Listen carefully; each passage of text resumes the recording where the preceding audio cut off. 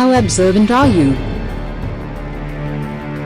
Let us see by this experiment. Here are 6 cards.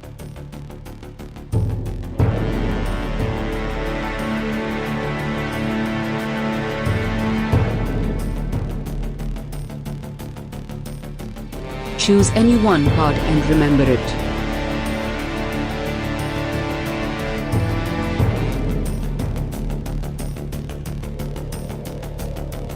Visualize your card in your mind and focus on these 2 eyes.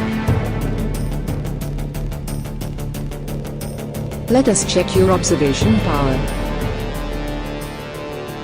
Our eyes know which card you selected. Are you ready? Do you remember your card? We removed your card.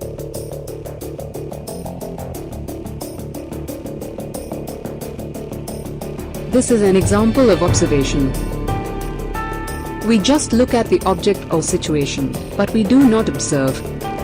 Watch video again and again, and your observation power will increase.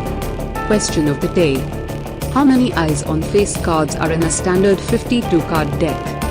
A. 24 B. 36 C. 42 D. 45 Download Darken app from Google Play Store for more such content.